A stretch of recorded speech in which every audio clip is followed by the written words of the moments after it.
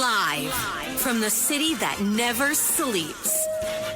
17 miles from Madison Square Garden, New York City. It's America at Night with Rich Valdez, America's favorite late-night talk program, featuring interesting guests from around the world and calls from across America.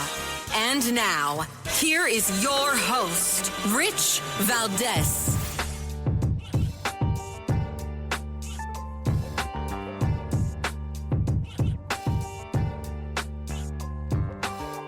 Hi there, good evening, and what's up, America? I am Rich Valdez, Valdez with an S, at Rich Valdez on all of the social media.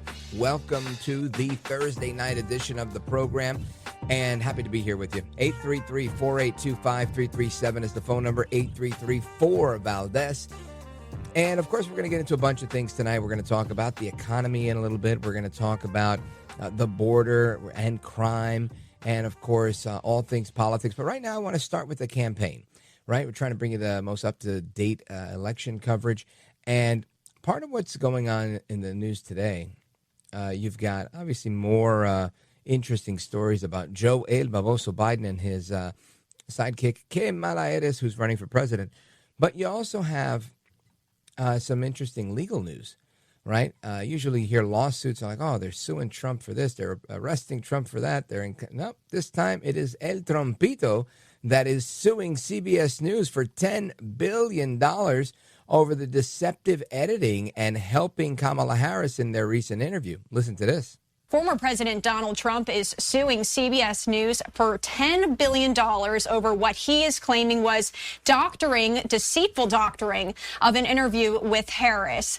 It says this action concerns CBS's partisan and unlawful acts of election and voter interference through malicious, deceptive, and substantial news distortion calculated to confuse, deceive, and mislead the public, an attempt to tip the scales in favor of the Democratic Party as the heated 2024 presidential election, which President Trump is leading, that's what this says, they're claiming that, approaches its conclusion.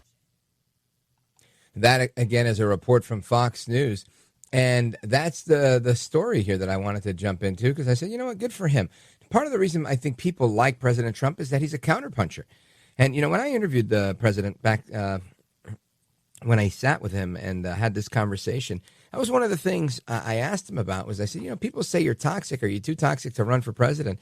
And he said, you know, Rich, I'm a counterpuncher. And he talked about that. And it wasn't a direct quote, right? And it's not even the best Trump impression. But that was it. He said, you got to fight. You got to fight back. And that's exactly why I think people like him, because people that are brash and fight back find that appealing in Trump. People that are very timid and will roll over and let people walk all over them also find that appealing in Trump, right? So it's either, hey, I see myself in you, or I wish I was more like you. One of those two. Now, of course, there's a third category there. We call them the progressive left, where they look at Trump and they go, I don't want anything to do with this. I don't want to act like you. I don't want to sound like you. I don't want to be like you.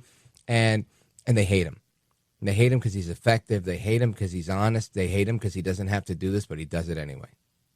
But El Trompito suing CBS News for $10 billion because of the deceptive doctoring of Kamala Harris and her 60 Minutes interview. And I think it's a good thing. Trump's attorneys again said the complaint comes because CBS's partisan and unlawful acts of election and voter interference through malicious, deceptive, and substantial news distortion were designed and calculated to confuse, deceive, and mislead the public. That's a big charge. And you know what? It's not wrong. But how do they disprove that? How do they say, well, you know, we're the media? And I guess, again, they're going to say, look, if the case were, why are you talking about this? It'd be different. But the question is now, why are you editing something in a way that makes one candidate look better than another? Now, maybe they get away with the whole free speech thing, right? Saying, look, we're CBS News. We are the First Amendment. And how dare you even try? And maybe it doesn't go anywhere. But good for him for doing it, right? Good for him for making the attempt and making it so specific that I think any judge with scruples would say, well, let's take a look at it, right? When the software company that works with those voting machines, Dominion, right, a company called Smartmatic, when they went ahead and filed a lawsuit against everybody that they sued, including Newsmax TV, they didn't care. They didn't care the fact that their own CEO was indicted for election fraud, right? With the deals that he cut in Philippines and stuff like that, using the voting machine software for some malfeasance. And again, that's what the indictment alleged, recent indictment. Bribery, right? Bribing him to make things go in their favor. So this is a reality, right? This is not something I'm making up. That's something that's available it's a part of the public record. Then why is it unfair? They had to hear the case, right? They heard the case, and then they landed in a place, and they said, all right, well, look, Newsmax is a news agency, and they had a duty to report these things, and that's it. But they weren't creating anything and doctoring anything, right? If anything, it was just interviews. They'd bring people on, people that said whatever they said, and they moved on. But this is not what CBS has done. And I think that's why Chris Ruddy and Newsmax walked away victorious in their situation. This is, in effect, CBS News saying, oh, this lady's not doing that good. At least that's how I surmise it, right? Let's help her out. Now, they could go ahead and say, well, that other answer fit really well here. And in the best essence of packaging the interview, that's where we went. They could say that. I don't know if anybody will believe that. But when you're dealing with the First Amendment, that may be enough to sway a judge. I don't know. This is probably one of those things where you should probably call Mike Davis, right? He's excellent with this Article 3 project. Maybe we'll try and get him on the line tomorrow. But the lawsuit came after Trump's attorneys wrote letters to CBS demanding the network release the full transcript of the 60 Minutes interview after it aired, and there were two different answers to the same question. Trump attorneys asked CBS to preserve all of the documents and communications related to the interview pending a potential legal battle. CBS News refused to release all of the transcripts, citing the First Amendment, and rejected the assertion that it had doctored anything. That the Harris interview wasn't designed to mislead the American people. The network insisted that the interview was not doctored and that the program did not hide any part of the vice president's answer to the question at issue. Which is, honestly, that's what I would argue, too, if I got caught with my hand in the cookie jar. I'd say, look, it doesn't change the outcome of the story, but it does, right? Because they're looking at it from the position of, does it give a different answer than what the vice president would have meant? Maybe not. But does it show the vice president in a completely different light? Yeah, it does.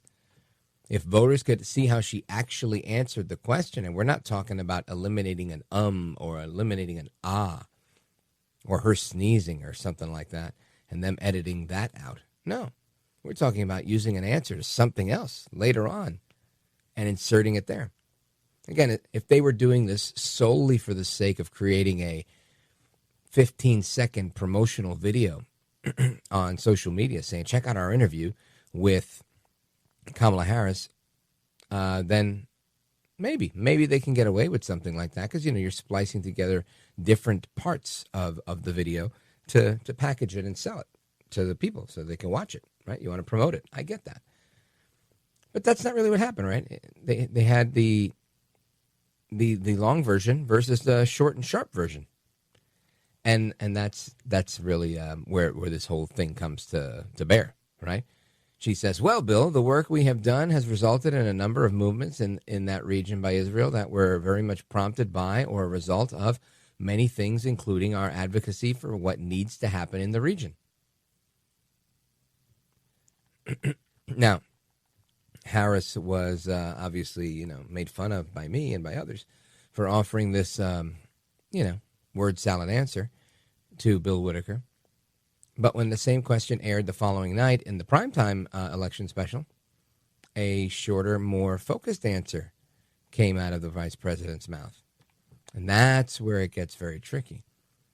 Saying, we are not going to stop pursuing what is necessary for the United States to be clear about where we stand on the need for this war to end, Harris said in the primetime special. I mean, you literally have editors that are behind the scenes at CBS that are better at this than Harris is. Let that sink in for a second. Anyway, not only is she bad on this, she's bad on the economy, she's bad on the border, and she's bad on foreign policy. Why is she good again? Why? Because she says we got to turn the page? Why? Because she says that El Trompito is Orange Man bad? Because she says that he's going to take away your right to an abortion? That's the reason we have to vote for her vast ineptitude? Come on. I'm going to take a hard pass on that one, and I want to get into this economic stuff that we've got to discuss, because those are the issues, right? Inflation, the economy, immigration, and crime. And I think we got to keep hammering that home until Election Day and beyond, right? Anyway, folks, keep it locked right here. More talk on the economy and more. I'm Rich Valdez. This is America at Night with Rich Valdez.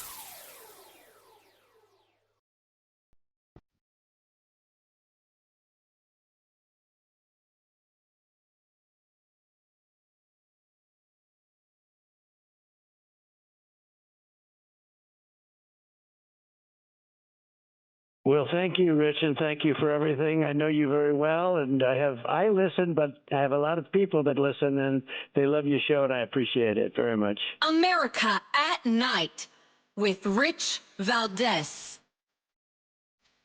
All right, amigos, welcome back, familia. We continue our conversation, and I want to bring your attention to the economy. We've got Kamala Harris promising Americans that she will reduce taxes and that she is coming in on day one with a to-do list. I want to work through this with our guest, E.J. Antoni. He is an economist with the Heritage Foundation. I, of course, always refer to him respectfully as the resident economist here on America at Night. E.J. Antoni, listen to this. Because if elected, Donald Trump on day one would walk into that office with an enemies list. When I am elected, I will walk in with a to-do list on behalf of you. And at the top of my list is bringing down your cost of living. That will be my focus every single day as president. I will give a middle-class tax cut to over 100 million Americans, enact the first ever federal ban on corporate price gouging on groceries. I've taken on that issue before, I'll take it on again. So what I want to know is, where is that to-do list right now, and why isn't she doing any of it? I bet you anything she crumpled it up and tossed it in the back of Donald Trump's garbage truck. E.J. Antoni, again, is our guest. He's a research fellow at the Heritage Foundation, the economist of this program. E.J. Antoni, welcome, and tell me, what do you think about this? Rich, thank you for having me, although I wish you wouldn't play these clips when I first come on, because it gets me so aggravated. Look, that's why I do it. This is a classic case of the arsonist playing fireman. After having set fire to Americans' finances with inflation, she now is standing there with the fire hose, and although she's currently vice president and she's got the power to do pretty much everything she's talking about, she's standing there with the fire hose refusing to turn it on. That's basically where we're at right now. And this whole idea of price gouging, can you please define that for me? Oh no, that's right, you can't, because it's just another one of those, magical euphemisms where it can mean whatever you want it to mean. It's just another soundbite, and like most sound bites, it's not very sound. The Biden-Harris administration's own data show that the prices paid by businesses have risen just as fast as the prices paid by consumers. In other words, the gas station is paying much more for the gasoline that they're selling to us. That's why they're charging more. The grocer is paying much more for the gallon of milk, for the dozen eggs, the loaf of bread, the T-bone steak, you name it. They're paying much more for their foodstuffs, which is why they're charging us much more when we go to check out. This is pretty simple. And as far as her having a to-do list, can we please see the to-do list? You have all of these nice-sounding ideas, but no actual plan. And her whole idea of I'm going to give a tax cut to the middle class, if you wanted to do that, you could just extend the Trump tax cut, but you refuse to do that. You want to revoke that, which would be a tax increase on the entire middle class. E.J. Antoni, to me, and again, this is not necessarily an economic question. This is just, if somebody's telling you, like you said, she's the fireman here. She's got the hose. Why isn't she squirting water at the fire? She's just sitting there and watching America burn. Oh, she's too busy dumping gasoline on it, probably. That's why. I mean, so many of the policies of this administration have been what have led directly to the current cost of living crisis. And by the way, Harris bears a disproportionate amount of responsibility because she was key in making a lot of it happen. We forget that as vice president, part of that role is the president of the Senate. And so she casts tie-breaking votes. And in that role, her tie-breaking votes accounted for literally trillions, that's not an exaggeration, trillions of dollars in excess spending over the last 3.5 years. And another economist has actually calculated this out. He's done the math. And what he found was that about half of the excess inflation we have had since 2020 has been due to the votes that Harris cast I should say, cast in favor of getting all of that increased spending. And so, again, she bears a disproportionate amount of the blame here for America's cost of living crisis. Yeah, I hear that. Now, E.J. Antoni, I always want to make sure I leave some time to have a discussion on a possible return to the gold standard and the I guess the state of our economy, if you will. So I want to leave some time for that as well. But there's also some talk from Elon Musk that alludes to the idea that the economy may crash if Trump gets elected. And I understand some of it, but I don't understand all of it. It's in this Rolling Stone piece. So I want to get into that, and I don't want to sell it short. So we'll do that in the upcoming segment. But what I want to wrap up with now is, do you think if you, if there was enough money for you to work for the Harris campaign, what is your advice to the Harris campaign to edge out a win? What should she be saying economically? Oh, goodness. That is a really good question. Well, we bring you on because these are the hard questions.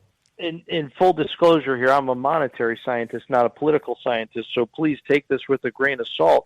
Sure. But I don't know, maybe something along the lines of, hey, look, we messed up. We tried something, it didn't work, and now we're going to course correct.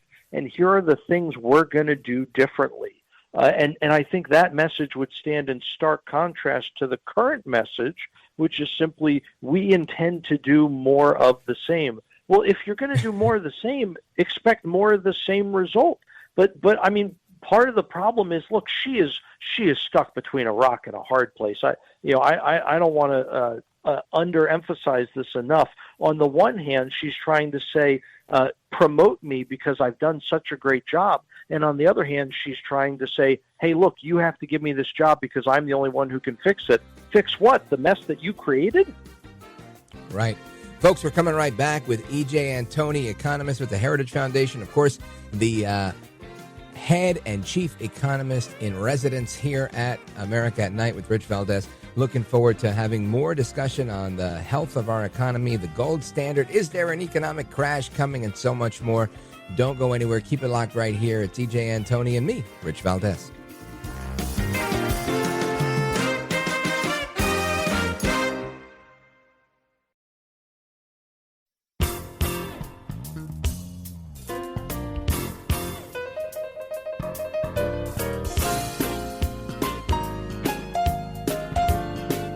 America at Night, your home for the best election coverage.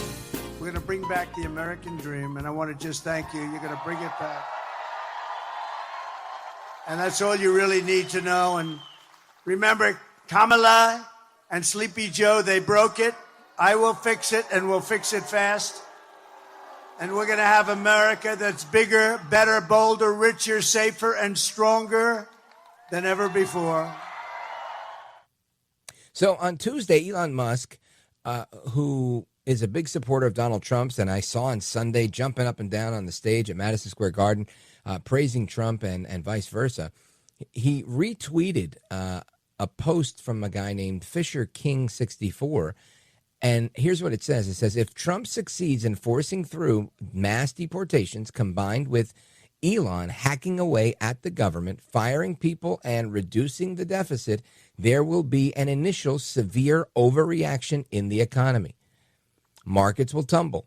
But when the storm passes and everyone realizes we are on a sounder footing, there will be a rapid recovery to a healthier, sustainable economy. Does that sound like something that you as an economist envision that'll actually happen? Yes or no? I think so. And part of the reason for that, Rich, is the fact that a lot of our statistics are not always a good measure of the economy or of the labor market, right? I'll give you a perfect example, the GDP report that we just got. And what it essentially showed us yesterday was that government continues growing, and as it grows very, very quickly, it makes it look like the economy is growing faster. And that's just because of the crazy way, unfortunately, that we calculate GDP or gross domestic product.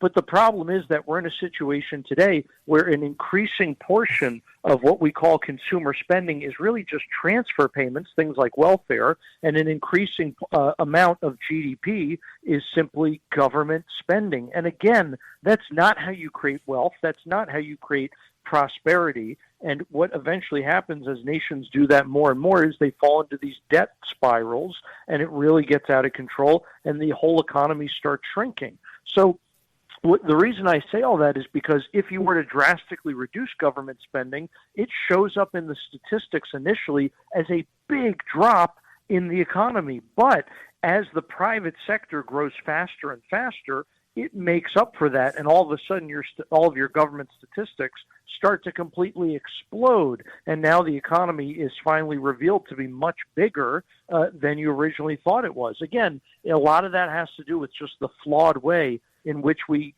calculate these statistics. Outstanding answer. So now, if that is the case, do you foresee that affecting certain things, right? I've heard some speculation that the price of gold would skyrocket, and if so, or even if not, right, irrespective of that, I guess part B to this would be, do you think that's the right time to go back to the gold standard by way of an executive order, or is that too much to ask? No, I don't think it's too much to ask, but I do think that you have to start getting the nation's fiscal house in order before you can make that switch back to gold. And the reason is because if people don't believe you're good for it, then everyone will immediately, as soon as you go back to gold, everyone will immediately try to exchange their dollars for gold, and the ratio or the price of gold will get completely out of whack, and you're not going to be able to control it. It's almost like you have a run on the bank. In this case, you would have a run on gold.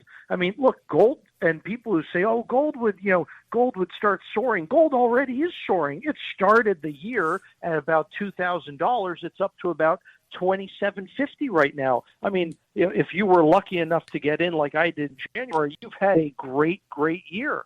But unfortunately, that's going to continue so long as we stay on this bad trajectory. As just one example, earlier this week, Treasury released new updated estimates, Rich, and they estimate they're going to borrow between $800 and $900 billion just in the first 3 months of 2025. I mean, just in 3 months, that's insane. And this is part of the reason why precious metals continue rallying. People have no faith in the government's ability to pay its obligations in the long term. In the short term, maybe, but years from now, it's going to be trouble. So, E.J. Antoni, when we talk about this type of course correction, this type of, as the writer in this piece labels it, a severe overreaction in the economy, what does that look like for people that are listening? Does that mean they're going to lose their shirt on their 401k soon after Trump gets elected? Does that mean the housing market takes a dip? How does it manifest? Well, I think it's a classic case of, you got to remember, when you're riding a roller coaster, the only people who ever get hurt are the ones who try to get off before the ride is over. So if you're somebody who's got money in a 401k, don't try to pull it out because, the market's taking a dip right now. No, that's the time you want to buy, not the time you want to get out. Same thing with housing. If you're afraid that there's going to be some turbulence in the market, that's usually not a good time to make any quick decisions or any rash decisions, any quick moves, right? So yes, you're going to have short-term disturbances, but you always have that. I mean, let's not forget when Reagan got into office, he went in during a recession, right? And it was a pretty severe recession, and the economy turned down again shortly thereafter. But it ended up giving us a huge boom in the long run. So don't try to get off the roller coaster when it's still in the middle of the ride. That's good advice. And now I want to get your take on Musk becoming him and the CEO of, not Bear Stearns, I'm forgetting the name. Anyway, it'll come to me. The Count Delacula, find out the name of the firm that was hit hard during 9/11. I'm drawing a blank here. Anyway, this position of being like the fiscal watchdog, what is your best estimate for what type of fat he could trim from the budget? Oh, dear goodness, where do we begin? You know, Rich, part of the problem with coming up for a number here is the fact that there are so many black boxes in government right now. The Pentagon is a great example. So much of what gets classified today as quote-unquote defense spending is actually these ridiculous and ludicrous DEI programs where instead of training our military to be as lethal as possible, we're trying to train them to be, gender inclusive or non-binary inclusive or whatever other kind of nonsense you want to throw in there. Why are we training our soldiers on the proper use of pronouns instead of training them on the proper use of firearms? This is obscene. And so until you actually have a watchdog group go in there and audit the books and find out how much is being wasted on these boondoggles, you're not even going to know how much you can save. But what is clear from lots of different audits, they're usually a year or two old, but we do have data on different programs like Medicare, Social Security, et cetera. We can see that there is waste, fraud, and abuse throughout those programs. And when you look at a 10-year budget window, just from a couple of programs, you're already looking at well over $1 trillion that you can save. And again, that's before you even start going into these black boxes where we don't even know how much money we can save. E.J. Antoni, I agree with your statement. And I only asked because it was Elon Musk who, and I just Googled his name, Howard Lutnick, forgive me for forgetting, CEO of Cantor Fitzgerald, who is going to be the co-chair of this committee with Musk should Trump get elected. And Musk says, and I think it's ambitious, but you tell me, that $2 trillion could be trimmed from our federal coffers. And I thought, wow, that sounds like a huge number. What's your thought on that? I think he's absolutely right. And the reason is there are so many programs we have right now, so many government programs that are just pure waste. Tesla, he actually has somehow figured out a way to sell an electric car profitably without government subsidies. He has said more than once, look, we don't need the subsidies. It's Ford, it's GM, it's Stellantis who makes Chrysler. Those are the companies that need the subsidies because they're so inefficient at making these electric cars. And the scary thing is, you look at a company like Ford, they are receiving tens of thousands of dollars in subsidy per electric vehicle, and they're still losing money on them. In other words, it's a complete waste. We should be ending all of those programs. So those are areas where you could literally get rid of government programs whole cloth, and you would save not only the government and therefore the taxpayer money, but you would save money in the broader economy because it would create a more efficient allocation of resources. Well put. Folks, we're going to come right back. Can you come right back, E.J. Antoni, or do you have to run? Oh, Rich, it'd be my pleasure. Oh, excellent, because I just wanted to put a pin in your economic outlook on going to the gold standard and when a good time would be. Folks, we're coming right back with E.J. Antoni, the economist at the Heritage Foundation, and he's on loan to us as our economist in residence. Don't go anywhere. This is America at Night with Rich Valdez. Call now, 833-4-VALDEZ. That's 833-482-5337. 833-4-VALDEZ. That's Valdez with an S.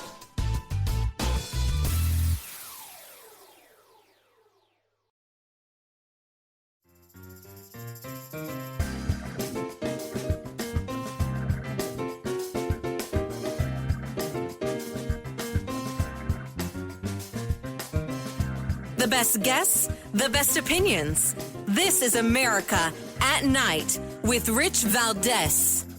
Donald Trump's answer to the financial pressures you face is the same as it was the last time. Another $1 trillion in tax cuts for billionaires and big corporations. And this time he will pay for it with a 20% national sales tax on everything you buy that is imported. Just imagine, on clothes, food, toys, cell phones. A Trump sales tax that economists have measured will cost you, on average, an additional $4,000 a year. And on top of that, Donald Trump still wants to get rid of the Affordable Care Act, also known as Obamacare. So, I mean, there's so much right there, but folks, we're coming right back with EJ Antoni. And EJ, tell me what you think about her saying, first of all, I haven't seen Trump put it that way, but if there is a consumption-based flat tax type of thing, I think this benefits us. It's not a detriment to us. Your thoughts on her comments? Oh, goodness, where do we begin? Everything she said was wrong. It's like that scene from Billy Madison, right, where towards the end of the movie where he says, Billy, nothing you said even resembled a coherent thought. We've all been made dumber for having listened to you. That's kind of how I feel at this point. Look, she talks about the Trump tax reform like it was a giveaway to millionaires and billionaires. The only people who did not get a tax cut were very high income earners in high tax states. They saw a tax increase. The entire middle class are the ones who saw the tax cut. That's just a lie that she keeps repeating. And as far as tariffs go, once again, she tells little snippets of the truth, I guess, if we're being charitable, you could say. But the fact of the matter is, if the Trump tariffs were so terrible, why haven't they repealed them? They've been there almost 4 years. She's had the opportunity to get rid of them. You can do a lot of that with executive action, and they haven't done it. Maybe it's because they're not that harmful. Maybe it's because they actually work. And by the way, 80 cents on every dollar of the tariffs that Trump put in place have not been paid for by the American people. They've been paid for by foreign producers who are just eating the cost in order to try to keep their prices low and still compete in the American marketplace. And frankly, I don't understand this whole argument, Rich, among economists where they talk about being for free trade. I'm for free trade. Why are you only for free trade when it's international trade? In other words, you don't want to tax international transactions, but you're perfectly fine taxing domestic transactions. In other words, we can have sales taxes here on goods that are produced here, on services that are delivered here. We can have an income tax. That's just a tax on your labor. That's a domestic transaction. Why is it we're okay with taxing domestic transactions, but we're not okay with taxing international transactions? If anything, I think we should reverse it. If anything, we should be relying more on taxing international trade because we want to encourage production here at home. We want to support our fellow Americans here at home. The rest of the world, I'm sorry, it's about time they started taking care of themselves. I agree with that.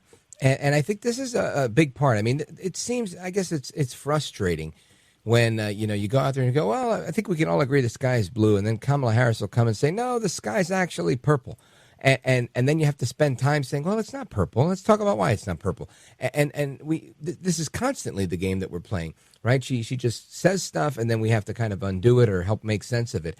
But moving back to, I guess, to put a pin in what I was talking about before, because this is when I go off the air, that's when everybody wants to call in the show. And then when they can't get through, then they start hitting me with lots of DMs on social media.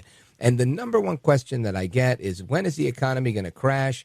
And what do you think the price of gold goes to? Will we attach it to the dollar, et cetera, et cetera? Because a lot of MAGA Americans out there that are afraid that BRICS is going to come and eat our lunch.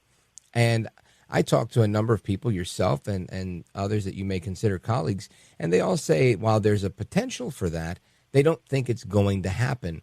We've had that conversation before as well. So do you think this happens? He's only got 4 years to do it. I guess the question is, when does he attach the dollar back to the gold standard? I think he first has to prove that we have some kind of fiscal restraint in the federal government. In other words, that we're getting our financial house in order. You have to do that first. You have to send that signal to markets. BRICS, I think, was a case where they had a really good chance to dethrone the dollar on the international stage, and they completely blew it. Instead of sticking with their plan of we're going to create a gold-backed currency, which is where we ultimately want to get to, by the way, instead what they did is they said we're just going to take a basket of our own currencies and link it to a basket of commodities. In other words, it's not very solid, and we can change it over time. In other words, it's worthless. And so now no one really cares about that anymore. Now, as far as gold goes, I mean, right now I'm looking at a target of about $3,000 an ounce. I'm not giving financial advice, but I'll tell you that I've already put a decent amount of my savings into gold. I think it's a great inflation hedge. I continue to add to that position month after month. Again, not financial advice. That's just what I'm doing personally. Right.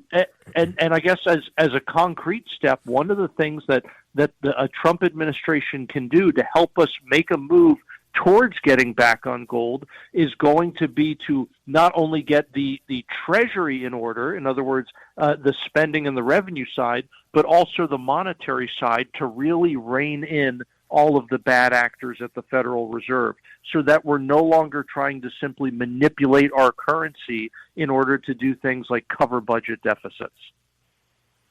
Outstanding. Really well put. E.J. Antoni, let everybody know if they want to hear more of your brilliant analysis on the economy, how do they get it?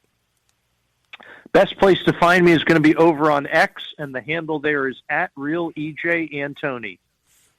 Give him a follow @RealEJ_Antoni, @RealEJ Antoni. Sir, you are a gentleman, a scholar, and a patriot. I really appreciate you staying up with us and staying a little extra time. Really grateful for it. Oh, always a pleasure, Rich. God bless you. Folks, we're coming right back, a little bit from you, and then more conversation on children that are being held in concentration camp style settings. It's just atrocious. Don't go anywhere. This is America at Night with Rich Valdez.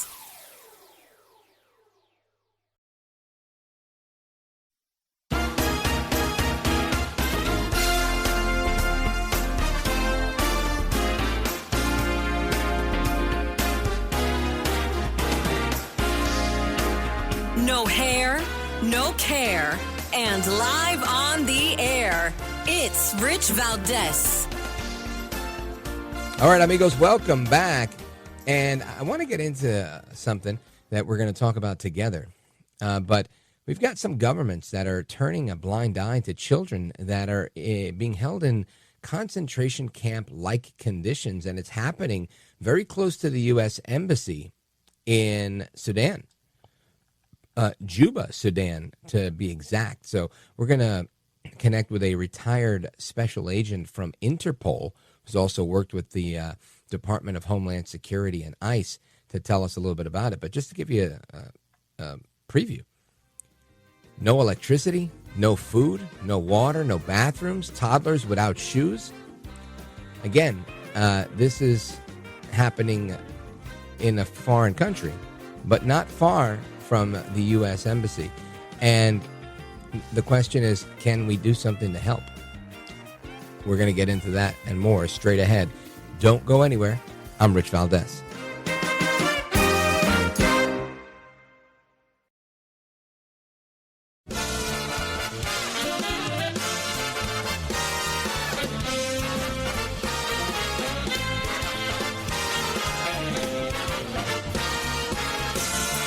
Live from the city that never sleeps. 17 miles from Madison Square Garden, New York City. It's America at Night with Rich Valdez. America's favorite late night talk program, featuring interesting guests from around the world and calls from across America. And now, here is your host, Rich Valdez.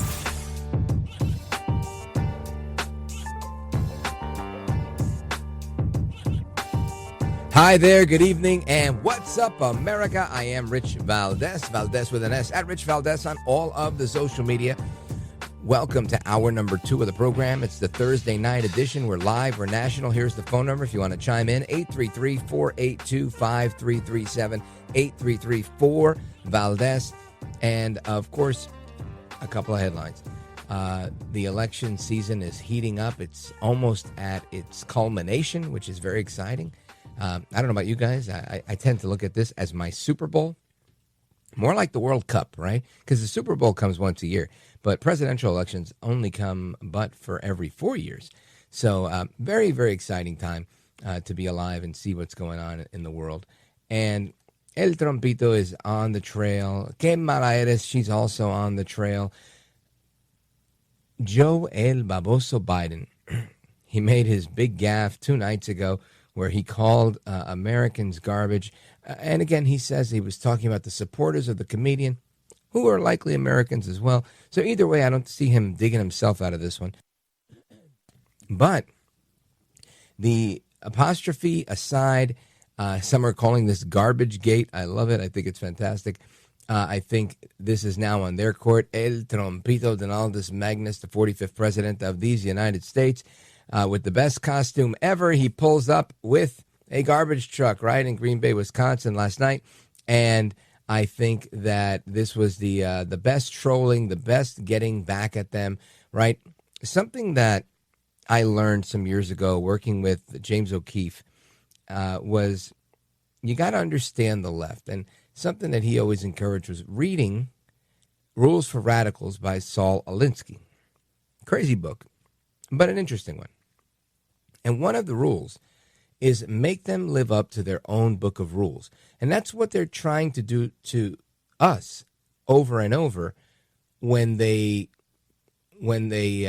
project, right? And they say, oh, because Trump is a criminal, we need to lock him up. And, right? They're always trying to make you live up to your own book of rules, saying, oh, you think you're righteous, you think you're a good guy, you think you do things the right way.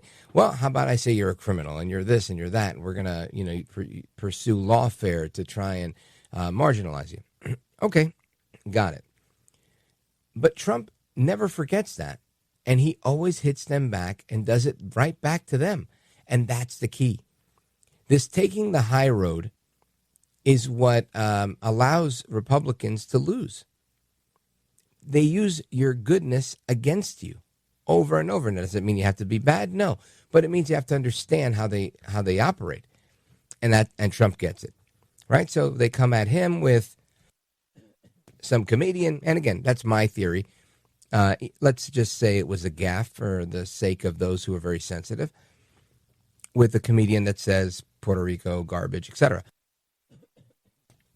But lo and behold, as that outrage is being manufactured and being distributed widely on the same day that Kamala Harris is brokering her endorsement from arguably the largest streaming artist ever, or at least in recent history, Bad Bunny, who happens to be Puerto Rican and is out there in Allentown, Pennsylvania, which is the 4th largest Puerto Rican population outside of Puerto Rico. Okay, so you can say all that's coincidental. I probably won't. But even if that's the opinion you take, there they are, and they're doubling down, and this is bad, and all the little GIF images of Trump using his very wicked free throw, right? If all he needed was to get off the ground a little bit to make it a jump shot, and with the bounty that he was throwing around. And they expect me and others, I guess, to be offended by the fact that President Trump visited the island of Puerto Rico after Hurricane Maria and did a lot to help. Some say that it was offensive the way he was throwing. I would say it's more offensive that Obama didn't pull up. Kamala Harris didn't pull up. Where were they? So anyway, long story short, Trump is now trolling them with a garbage truck. And it's everywhere. It's everywhere. The memes are everywhere. He's got a big white garbage truck that says Trump 2024 on it. I love it. This is next level trolling. People say Trump is operating. He's playing fifth generation or fifth dimensional chess or whatever it is. He's doing that with this garbage truck. I think it's fantastic. What can they do? How are they going to double down? right? This is very tough for them. She'd have to disassociate herself from Biden. Biden would have to say, I didn't mean it in a bad way. And they've already said that as much. But he's doing, in my opinion, he's doing it on purpose. He doesn't care if she wins or loses at this point. He knows he's got one foot in the grave. And if I were him, if I understand things well, he's probably sitting there saying, I'd love to spend the rest of my days watching this lady lose since they ousted me. Right, teaching them the lesson that they should have stuck with me. Maybe good old Joe might have pulled it out. At least in his mind, he's thinking that, right? I don't know. I tend to think that there's a lot of vindictive people in politics, and I think the theory that I'm sharing with you is probably a good one. But those are my opinions, and we're going to get to your opinions as well. Of course, if you want to join us a little bit later in the show, the third hour of the show is open phones across America, where you get to chime in on any topic that might be on your mind. And a couple of things we're going to talk about this hour are these disastrous conditions that some kids are being held in overseas. I want to get to that. I also want to have some discussion around the election and how every single demographic counts, right? Not just Hispanics and Puerto Ricans and black men and the suburban white woman and all of that, but every last person counts. And I want to do that a little bit later as well. So I want you to be ready for that. And here's the number, 833-482-5337 if you want to join us. Now, when we come back, some of that conversation on what's going on with these kids, which is really brutal. And we've already seen enough of what is happening to children that are coming into the country, right? Let alone what's happening and how they're being held in situations overseas. So keep it locked right here. We're coming right back. Don't go anywhere. This is America at Night with Rich Valdez.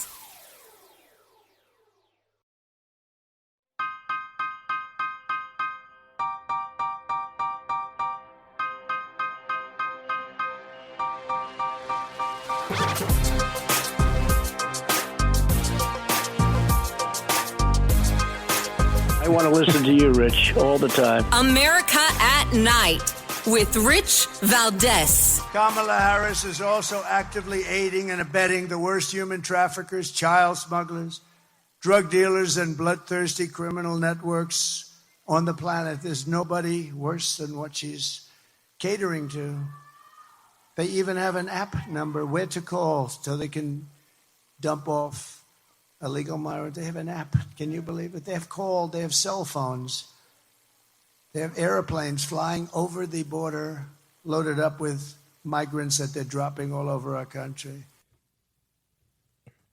That's President Trump speaking in Henderson, Nevada earlier today, talking about trafficking and what's going on here in the United States of people that are coming in with transnational gangs like Tren de Agua and others that are, wreaking havoc on American cities.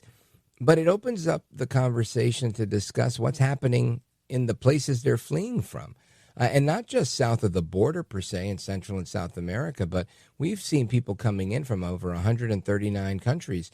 And that means from every part of the world. And I want to have a discussion about some of this with Eric Caron. He is a retired special agent with the Department of Homeland Security, having done work with Interpol, 25-year decorated veteran with many federal agencies in law enforcement. He's an expert in transnational crime and counterterrorism, money laundering, and national security, and even investigated the CIA for obstruction of justice. Special Agent Caron, welcome. Hey, Rich, what an honor to be on with you. Thank you for having me. Thank you, and I appreciate your patience. This is an interesting conversation because this is being that there's so much going on in the United States, oftentimes I think we all turn a blind eye to what's happening in places like Sudan. But I was looking at a couple of quick stats while we were on the break. I see this. 1 in every 10 children in South Sudan die before their 5th birthday. And this is because of malnutrition, et cetera.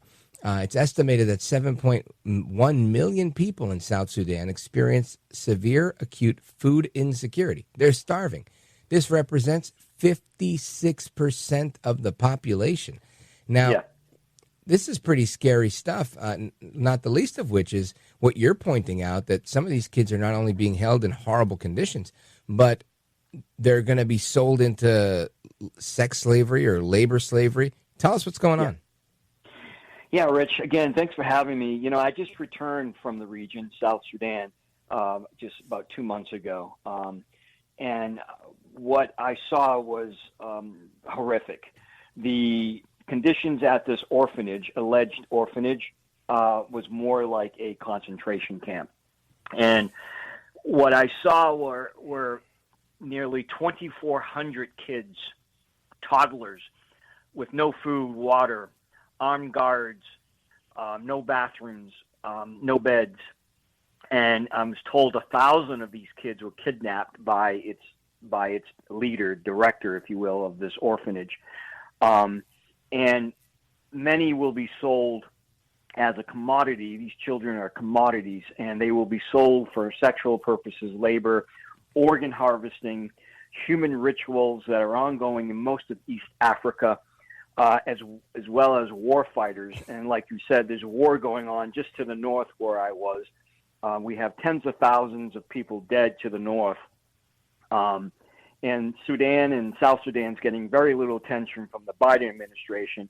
And it's unfortunate because the whole continent of Africa, this 54 nations, are being taken over by the Russians and the Chinese, as well as Al-Qaeda and ISIS. And there's 16 ongoing conflicts in Africa. And these children will be used as war fighters. And we think as Americans, 8,000 miles away, that's pretty far, and that's not going to affect us. Well, I have news for you. With open borders here in America these last 4 years, they are going to come to America. And these kids do grow up, just like the youth of Adolf Hitler, who grew up and became soldiers and killers. And so we have to learn that border security equals national security. And today the world is so much smaller, Rich. And we learned that lesson the hard way on 9/11 with 3,000 Americans killed.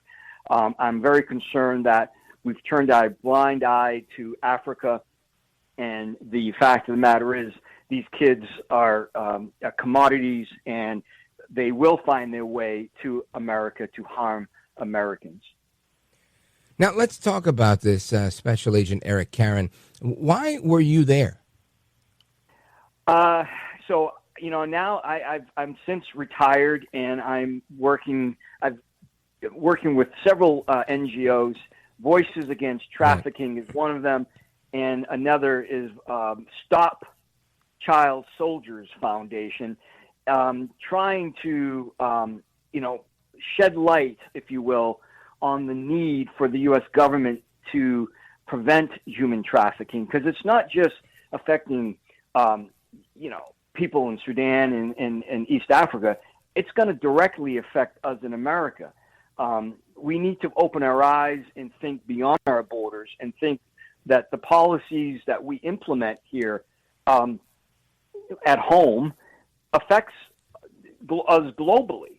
And so that's why it's so important that we have border security. There's 328 ports of entry, Rich. They all need to be secure, and right now they're wide open. Our Border Patrol is now called the Welcome Patrol, U.S. Welcome Patrol, and it's sad. Morale is low. We have also about 2 million people globally being trafficked, and 30 million people are trapped in modern day slavery globally. And it's a major problem, and our administration is turning a blind eye to it. And Donald Trump said it perfectly, and he took the words right out of my mouth. And I said this many years ago, Rich, is that the Biden administration is aiding and abetting terror organizations, including the cartels just south of us. And they're colluding with them, and these cartels and these terror organizations are making billions with a B, billions of dollars in cash. And just last year, if I may just say this, my friends from my old agency, Homeland Security Investigations, just reported last year 4.4 billion with a B of money cash going back to Mexico alone. Just Mexico. Remitters, $4.4 billion going back to Mexico last year. That's been reported. Some of those funds, of course, are from illicit activities. But we're soft. I mean, let's face it, Rich. I mean, our country is soft right now. We're in disarray. And the Democrat Party has unfortunately been terrorizing America, economically terrorizing America, and as well as our security has been diminished. Well, I agree, and something has to be done about it. Now, let's talk about how people can help. How do people help this situation? How do they learn more about this? About a minute and a half to you. Yeah, well, thanks, Rich, for having me again. You know, my website is switchedonlife.com, switchedonlife.com, and I've been, doing public speaking relating to how we get switched on and how we stay safe in our communities. And there's Voices Against Trafficking, an NGO that is doing great work helping children here in the U.S. In prevent human trafficking. We can't rely on local governments anymore. They're underfunded, understaffed, and unfortunately, our local police aren't able to protect us anymore. So we have to look towards NGOs and other organizations, good organizations, to prevent crime now from happening. Yeah, I agree with that. Now, Eric Caron, just remind everybody again of the website and how they could find you on social media. Yeah, I mean, the best way to get a hold of me, Rich, is through switchedonlife.com, switchedonlife.com. And, I've quite a few articles under the Caron Chronicles that I have highlighted my work in human trafficking. And I wrote an article in Law Enforcement Today. Kyle Reese is the CEO of Law Enforcement Today, and he was brave enough to publish an article on, is it time to outlaw the Democrat Party?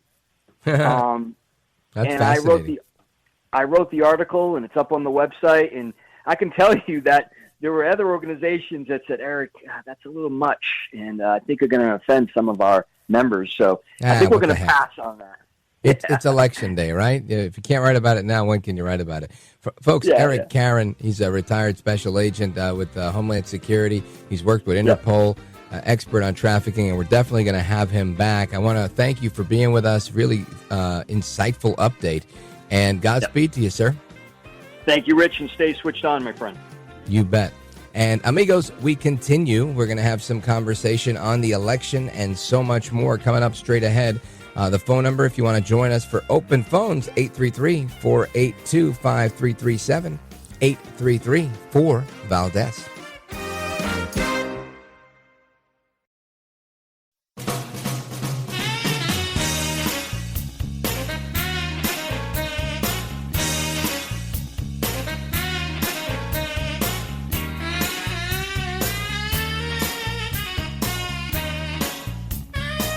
America at Night, your home for the best election coverage. And I know you have said that this is a campaign about substance, not identity, but I'm sure it's crossed your mind. What do you think about when you envision the history that you may make? I'm fully aware of my gender and race. Let's start there. And I know that it will be very significant in terms of the glass that will be broken. But I do not expect that anyone is going to vote for me because of my gender or race. It has to be because I earned their vote with a plan to make their life better. So, of course, you've got Kamala Harris responding to the fact that she does know her gender and race, and that's a big deal. But is it all about gender and race, right? Everybody's talking to me about the Puerto Ricans and the Hispanic vote and about the suburban white women and this and that and the black male vote and X, Y, and Z. But at the end of the day, I think we just have to make sure we get out the vote for everybody. But I want to talk about demographics. I want to talk about the Harris-Walz campaign. I want to talk about the Trump-Vance campaign. And I want to do that with somebody we've had on the program before. In fact, I just bumped into him on Sunday. I was in Madison Square Garden. I was walking. I saw this guy. I said, man, that guy looks like Terry Schilling. Man, it was Terry Schilling. I met his daughter, Reagan. It was really nice. Terry Schilling, welcome. Hey, thanks so much for having me, Rich. So let's get into this.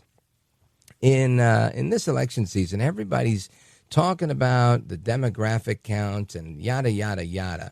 But I think there's a lot of people that are just missing the point. And some of them might be within the campaigns where they're just really failing to make the case. And not so much the Trump campaign. Honestly, I think they're hitting the nail on the head and reaching the right people. But I think it's the Harris campaign. I think they're underestimating a lot of people. Your thoughts? No, look, I think that the entire Democratic Party has essentially turned itself into a political party for suburban women. And not just suburban women, but primarily unmarried, never married, single suburban women. If you look at the policies that they support, and you look at the exit polling year after year, Democrats, when it comes to married men, Republicans win those, 57% to, 43%. When it comes to married women, we win them 54 to 46. Single men, we win them. But unmarried women tend to vote Democratic by like 69 to 30. That's how big the margin is. It's an enormous margin. But that's what the Democrats have staked their entire party on. And I think it's actually going to end up costing them because the political positions that they've embraced regarding the hyper obsession with race and especially pushing it on children in schools, but also this whole weird transgenderism thing where they're, working to groom children and transition them in schools without even looping in their parents. These are very unpopular with the rest of the entire country. And I think that ultimately the culture war that the Democrats have waged is going to cost them this presidential election. Terry Schilling is the president of the American Principles Project. And Terry, I want you to, help us understand what your thoughts are on why they really don't get this. Well, I think that they're ideological, right? They're progressives. And I think there's some misunderstanding about what a progressive is. Progressives, at their core, seek to eliminate every rule. They're basically anarchists. They think that laws and rules and policies and institutions, they think that those hurt us from true prosperity. So they want to tear all of those down. And so they're really bought into the transgender lie because that breaks down the barriers between men and women, and it basically erases gender. That's their war. They want to use gender to destroy gender with transgenderism. And that's not me saying it. That's the architect, the academic Judith Butler, who's came up with that. But then on the other areas, with race and everything like that, it's the same thing. They want to punish people that have been, working hard and taking advantage of opportunities and give them to people that aren't as fit for it. And it's all based on, not on merit, not on whether or not someone deserves it, but on the color of their skin. And these things are very unpopular with the American people, but they're ideological. It's like a religion to the left, and they can't get out of it because this is their salvation, since most of them don't believe in God. And I think that's really where it's at. This is their salvation because they worship at the altar of Marxism and everything that goes in the name of big government. And that's how they do it, right? It's all provident, the government. That's how they do it. It's not anything that's bigger than that. And I think this is why they're so reticent against anything that's godly. Folks, we're on with Terry Schilling. He's the president of the American Principles Project. We're coming right back. Don't go anywhere. This is America at Night with Rich Valdez. Call now, 833-4-VALDEZ. That's 833-482-5337. 833-4-VALDEZ. That's Valdez with an S.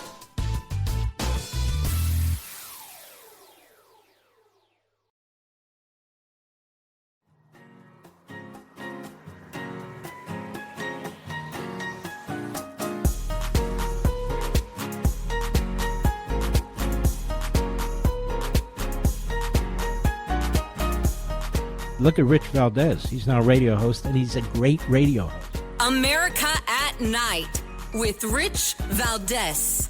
Do you think having people like Liz Cheney, Adam Kinzinger, and other Republicans with Kamala Harris is going to put her over the edge with these Nikki Haley supporters?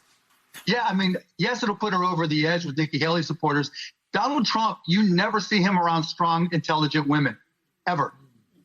It's just that simple. They're intimidating to him. He doesn't like to be challenged by them. And, you know, Nikki Haley will call him on his nonsense with reproductive rights and how he sees and treats and talks about women. I mean, he just can't have her around. It wouldn't work.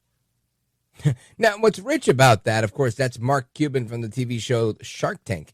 And he's saying this, that Donald Trump will never surround himself around intelligent women ever. And he's saying it to two women that served in the Trump administration. It doesn't get better than that. Terry Schilling, what do you make of this? Well, it's just more silliness. I mean, Mark Cuban is one of the most unserious, people that has an opinion in politics. I mean, I have a 13-year-old daughter who you met, Rich, at Madison Square Garden this weekend. She has she has more well thought out political positions than Mark Cuban, and could probably beat him in a debate. That's how pathetic he is. But I like the pushback that Brooke Rollins and Linda McMahon gave today online. They're obviously running one of Donald Trump's allied advocacy organizations, America First Policy Institute. And, you know, Linda McMahon is someone that's been a close advisor to President Trump. She's only the co-founder of the WWE, right? Like one of the largest, like, Fortune 500 companies, most successful American enterprises that's primarily dominated by males. It's just silliness, and it's meant to make Donald Trump look like a misogynist who doesn't value women. It's obviously untrue. Yeah, and on that same vein, there were some comments that the president made at the rally, not the one earlier today, but the one from yesterday. And the media, The Guardian, NBC News, so many that they took this out of context, saying that the president was going to ban abortions to protect women no matter what. And I got a clip of it. Count Delacula, play the clip. And my people told me about 4 weeks ago, I was saying, no, I want to protect the people. I want to protect the women of our country. I want to protect the women. Sir, please don't say that. Why? They said, we think it's very inappropriate for you to say. I said, why? I'm president. I want to protect the women of our country. They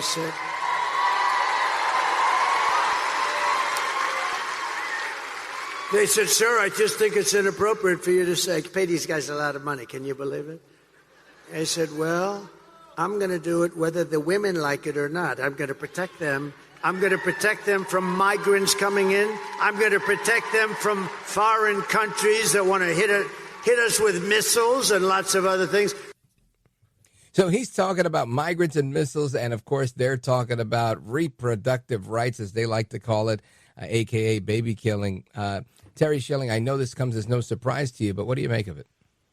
Well, listen, it's always interesting when the Democrats talk about reproductive rights, because it's always code for destruction of reproductive rights, right? Like, they're always talking about, like, stopping reproduction and killing babies and stopping procreation.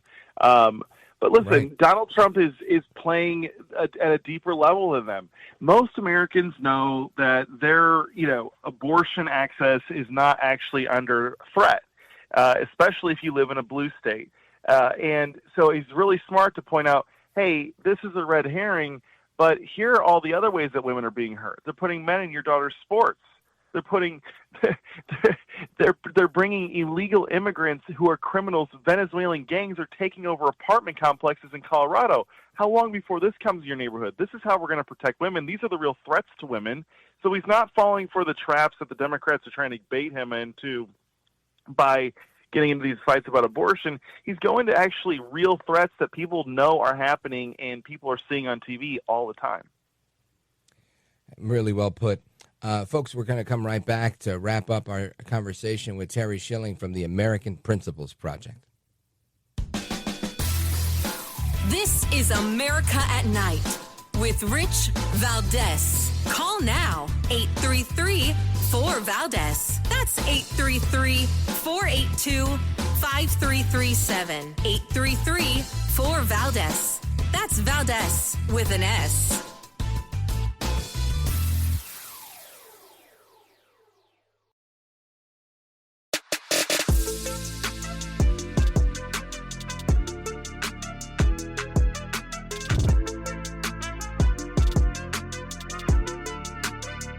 Call now, 833-4-VALDEZ. That's 833-482-5337. 833-4-VALDEZ. That's Valdez with an S. All right, amigos, welcome back, familia. We continue our conversation with Terry Schilling, president of the American Principles Project. And Terry Schilling, of course, if you've been breathing since last Sunday, there was comments about Puerto Rico being a floating island of garbage, which quickly turned into Joe El Baboso Biden saying that, no, it's the Trump supporters that are garbage, with the White House then saying, no, he meant the comedian supporters are garbage because we misplaced the apostrophe, with now the Speaker of the House and the House GOP saying we are going to make sure you didn't break any laws and changing transcripts. But here's everything that transpired and the history behind Biden and Hillary and Obama saying that we're bitter clingers and deplorables. Check this out. The only garbage I see floating out there is his supporters. You could put half of Trump's supporters into what I call the basket of deplorables. The racist, sexist, homophobic, xenophobic, Islamophobic, you name it. People have been beaten down so long, and they feel so betrayed by government. So it's not surprising then that they get bitter and they cling to guns or religion or antipathy towards people who aren't like them, or a way to explain their frustrations. Terry Schilling, they called us garbage, deplorables, and bitter clingers to our faith, our God, and our guns. What's going on here? Look, this whole, there's a huge divide in America between the elites and the people that are, running a lot of our most powerful and longest-standing institutions, and everyday American people that are just living their lives. It's the workers versus the elites, essentially, and they're just so out of touch. I mean, they really do hate us. They really can't fathom that we simply just disagree in good faith, right? It's all they always assume that we disagree with them in bad faith, and ultimately, I think it's because the Democratic Party has changed so much where we don't even agree on which direction to take the country. We used to agree, the two parties would agree on which direction we wanted to head, just not how to get there, right? That was it. We knew where we were both heading. We all wanted lower health care and good schools and well-paying jobs and clean air, but we just disagreed on how to do it. Now we disagree on where we're heading and where we're going, and it's really bad. It is absolutely bad. But I just want to say, I didn't even think the joke about Puerto Rico was funny. But at the same time, Rich, I mean, we joke about Ohio being, a garbage dump. We joke about Iowa being, people, we rib each other about the various states. There's rivalries here. And I just don't think there was much to really take offense at. Like, it's, I'm from Iowa, I'm from Illinois, I've been in Ohio, I live in Virginia. People make fun of these states all the time, and no one gets outraged. This is just manufactured outrage to try and score some political points. I agree 100%. And it couldn't have come at a better time where Kamala Harris was making a play for Puerto Ricans in Allentown and scoring a mega endorsement from Bad Bunny. It couldn't have happened any better if they planned it. Now, Terry Schilling, when it comes down to the next 4 days, right, and that's what we've got left. We got 4 days to go after our conversation here. How do you think this plays out? What does it boil down to? If you had to put on your prognosticator hat, and I think we all want Trump to win. We hope Trump wins. We believe he's going to win. But what do you think? Do you think we get 6 of 7 swing states, 7 out of 7 swing states? What are your thoughts? Well, I think he'll do very well. All the polls are trending the right way. The early votes are looking good. But it's all going to come down to boots on the ground in these key swing states. And, yeah, there are 7 swing states, but where this is all going to come down to is those 3 Rust Belt states, Wisconsin, Michigan, and Pennsylvania. Trump just has to win one of those states. and it's looking fantastic right now. There was just a poll release, I think, from NBC that came out that showed Trump is up by 5 points in Pennsylvania, so he's breaking away there. He's up by, I think, a point or a point and a half in Wisconsin in the Real Clear average. I think he'll get one of those states, and that will put him over the Electoral College majority of 270. So I think it looks good, but how I would actually frame it is it's still a jump ball, but I'd much rather be in Donald Trump's shoes than Kamala Harris's. Yeah, amen to that. I hear that. And from Henderson, Nevada to Glendale, Arizona, President Trump's still out there doing his thing tonight. And there's guys like Terry Schilling out there that are helping him along the way. Terry Schilling, let everybody know how they can keep up to speed with you and learn more about what you're doing. Well, I love to keep in touch with people online, Instagram, X, basically everything. I'm online at Schilling, Schilling, 1776. Schilling 1776 across all social media platforms. Outstanding, brother. Keep up the good work. Thanks for joining us tonight. I appreciate your time, and Godspeed. God bless, Rich. You bet. All right, amigos, we continue. Now, before we kick off open phones across America, there's a couple of things I wanted to get into, because right after Biden called us garbage, and this comes, 8 years after Hillary called us deplorables, and Obama back in 2008 said we were bitter clingers to guns and religion. Brett Favre joins Trump at a rally in Wisconsin yesterday after El Trumpito Donaldus Magnus, the 45th president of these United States, pulled up in a garbage truck, a big white shiny garbage truck.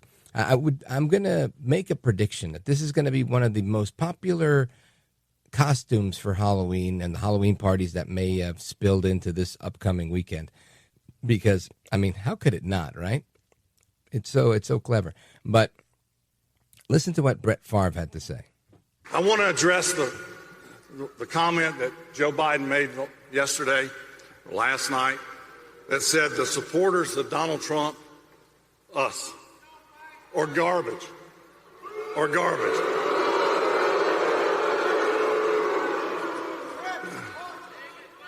I can assure you we're not garbage.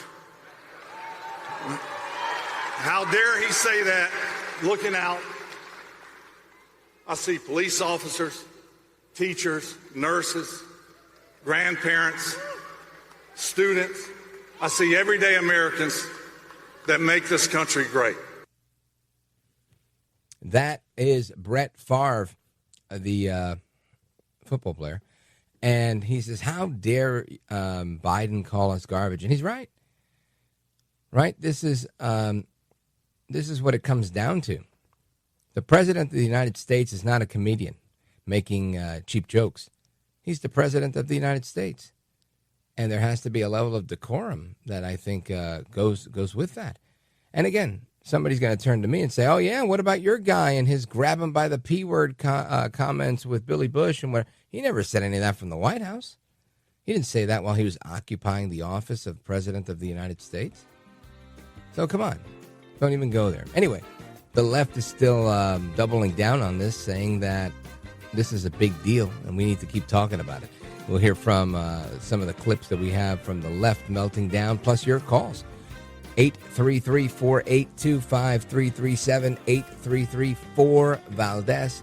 All of that is coming up straight ahead with me, Rich Valdez. It's America at Night, and we're coming right back.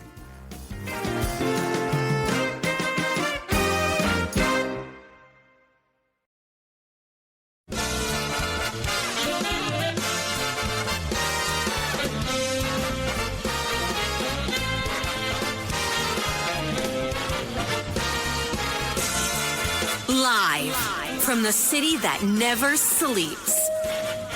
17 miles from Madison Square Garden, New York City. It's America at Night with Rich Valdez. America's favorite late night talk program, featuring interesting guests from around the world and calls from across America.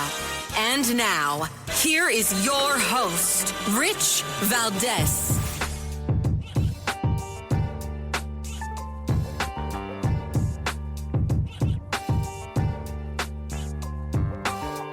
Hi there, good evening, and what's up, America? I am Rich Valdez, Valdez with an S, at Rich Valdez on all of the social media.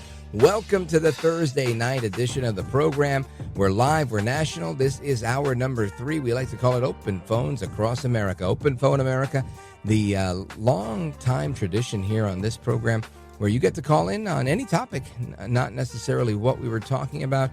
Happy to have the discussion with you. If you disagree, we get to you first.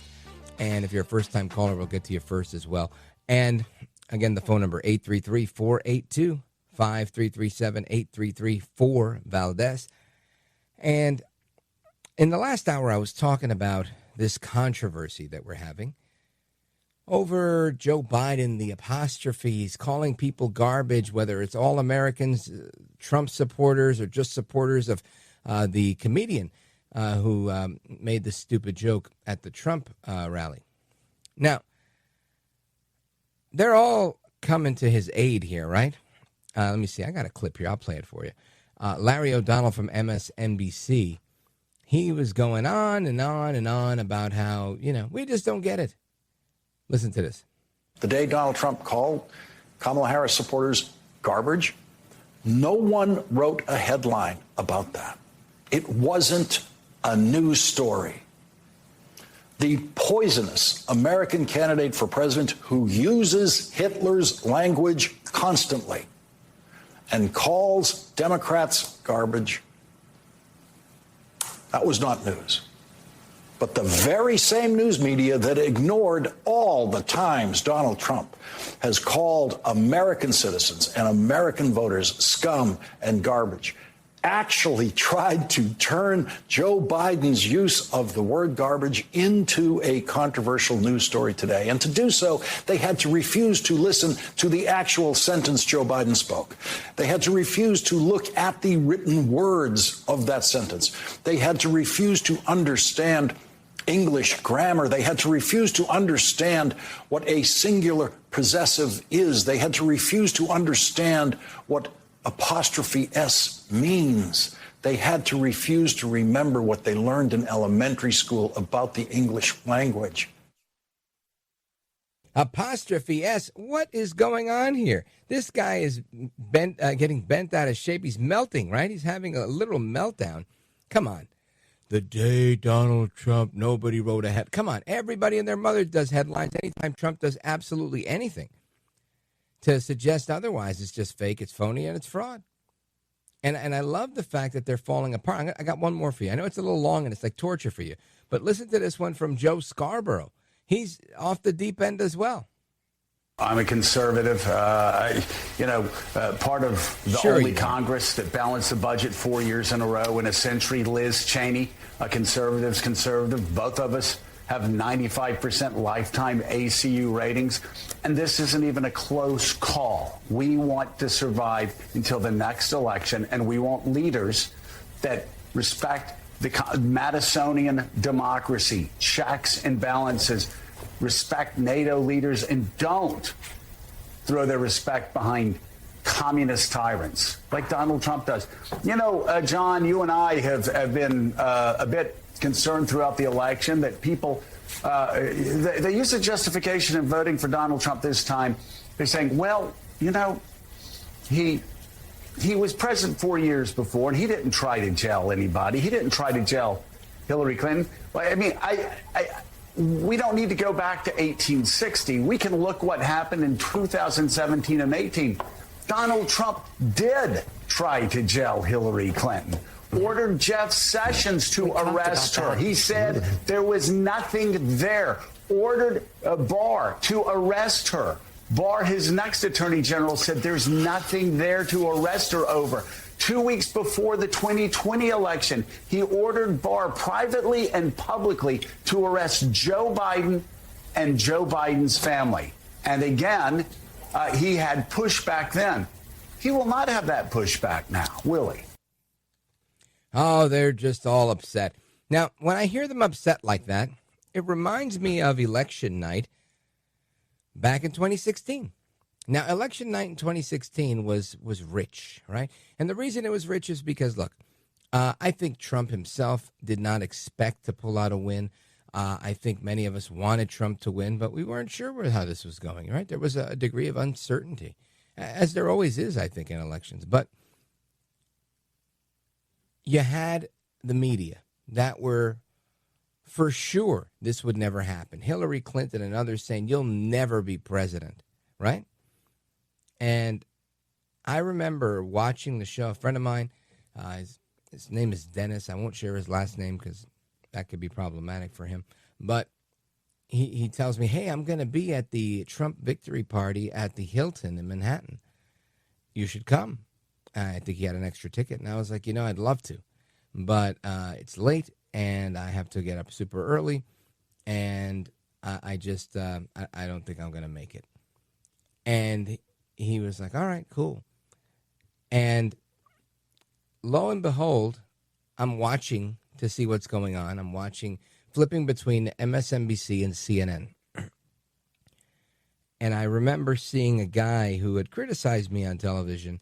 He had a TV show on MSNBC and then took it to YouTube. And they have a very robust network now. It's called the Young Turks, TYT.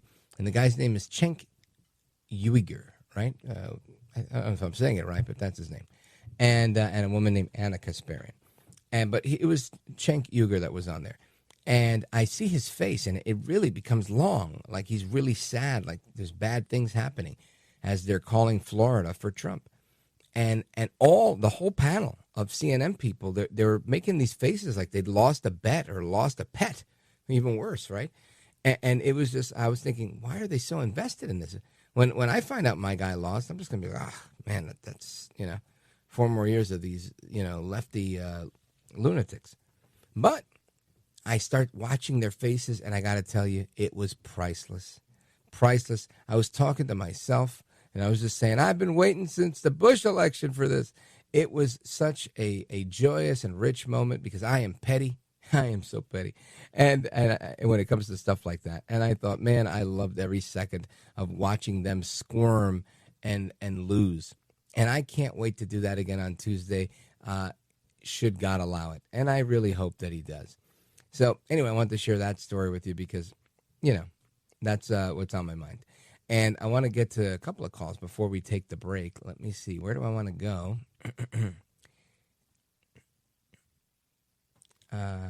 Let's see. Who is here first?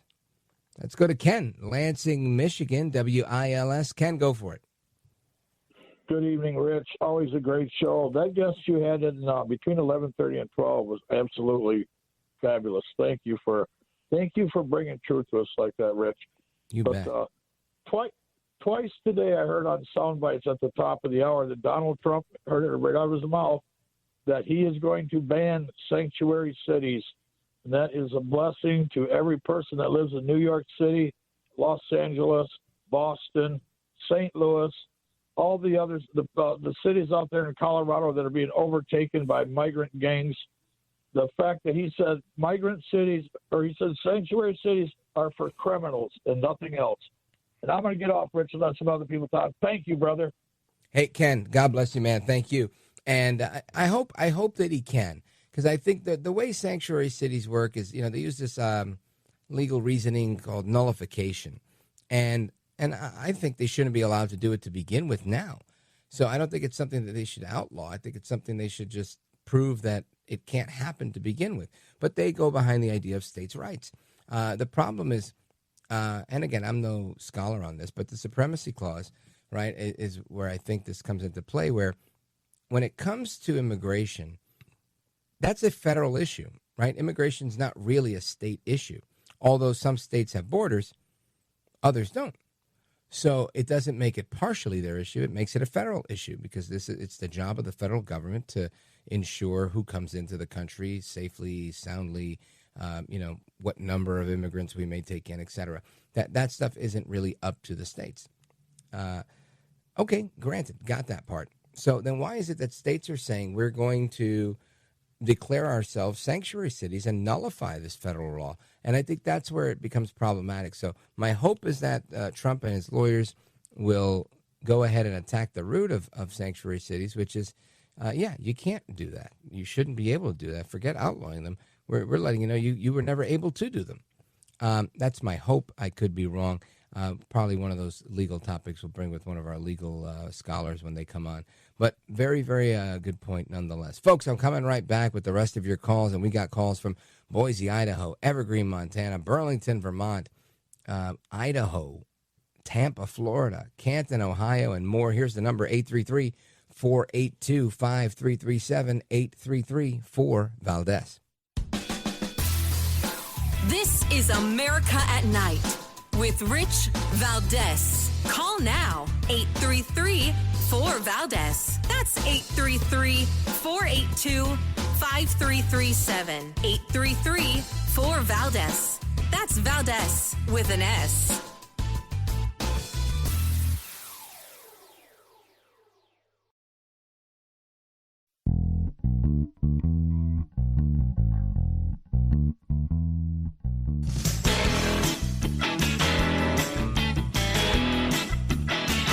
America at Night, your home for the best election coverage.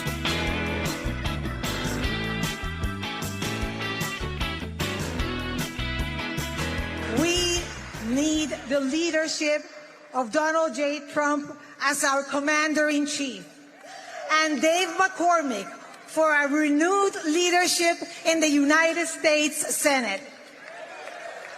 Pennsylvanians, American all, a better future is in your hands. Your vote is the most powerful tool you have to bring about change. And for Latinos, dale a Trump la fuerza de tu voto.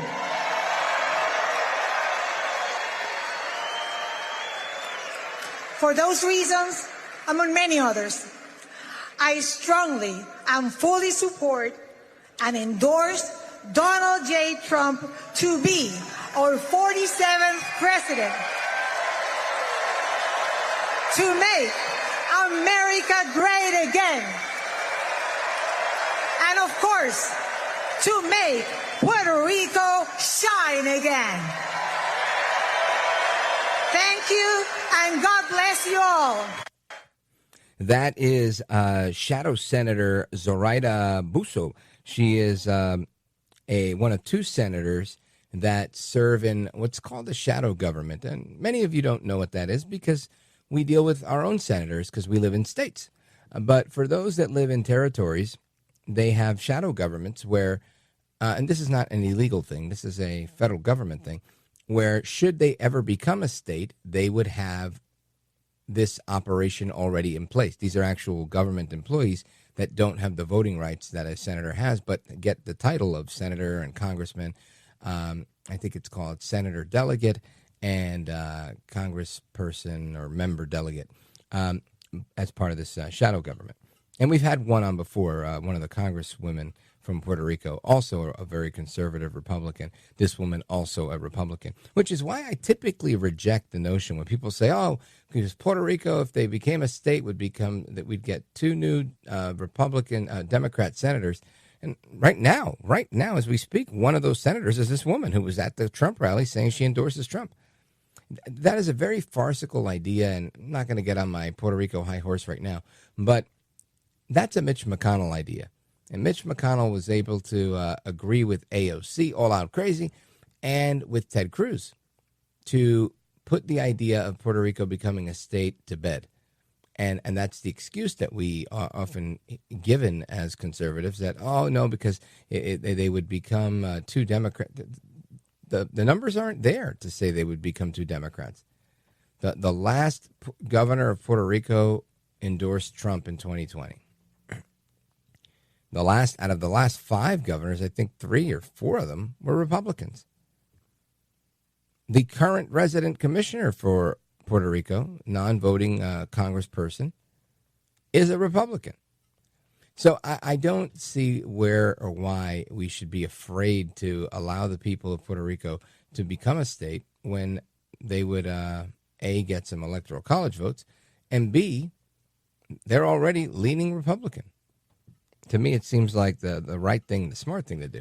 But anyway, that again, Senator Zoraida Busso, and she is the senator for Puerto Rico, one of the two senators, and endorsing President Trump at his rally. And I think that's a good idea, very smart idea, because that is something that puts a lot of this stuff to bed, where the Democrats want to hammer that stuff home. Anyway, I want to get your thoughts on everything we're talking about. Let's see, where do we go? Eduardo, Tampa, Florida, listening online, richvaldez.com. Go right ahead. All right. No Eduardo, huh? Let's continue. Let us go to Jeff calling us from Lansing, Michigan. WILS. Lance, go ahead. Mr. Rich Valdez? Yes, sir. That's Valdez with an S, if I'm not mistaken. You got it, brother. Okay. So just a couple of quick points. Anecdotal evidence from Michigan. Early voting, small town, mid-Michigan. We waited 2 hours and 10 minutes in line to vote. Wow. And was it because it's early voting and there's fewer locations? That very well could be, but I can tell you this. I lived in Houston for 5 years. I never waited in any voting line ever in my life for 2 hours and 10 minutes. Never. Do you typically vote on election day? Typically, but because of all the chatter and everything going on, it was like, no, we're not waiting for this. We're going early. Good for you. I grabbed my wife. I grabbed a buddy of mine, and I got my stepson and my daughter-in-law. They went out to early voting. They were not going to do that, but and anyway, I also wanted to comment on what Kamala Harris said. That she said that if Trump gets into office, he's going to come in with an enemy list, and she's going to come in with a to-do list. Where was this to-do list for the last 4 years? And haven't the Democrats, the Communist Party, had a enemy list for the last 8 years on Donald Trump? Yeah, and he's at the top of it, right? Followed by the rest of us. Garbage, deplorable, bitter clingers. I think you're 100% right, Jeff. And they've proven it, right? With 4 indictments, 2 impeachments, 91 felony counts. Absolute insanity. Jeff, thanks for the call. Shout out to everybody listening in Lansing, Michigan, WILS. And amigos, we continue with the rest of your calls from Ohio, from Utah, Idaho, Vermont, Montana, and more. Don't go anywhere. It's Rich Valdez. We're coming right back with open phones across America.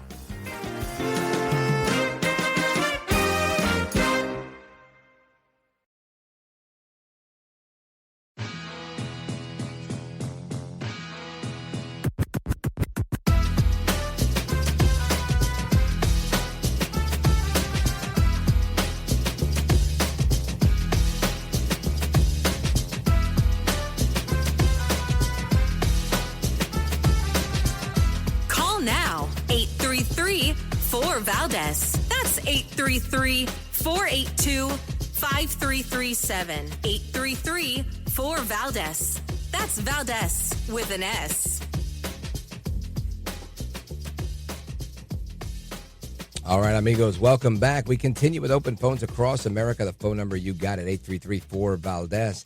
And I was scrolling through Instagram and I saw this really funny clip. It's like a parody. It's like a reenactment, but very, very funny, of a little girl who wants to give her grandma a voter test, saying, asking several questions, and it helps her determine which candidate she lines up more with.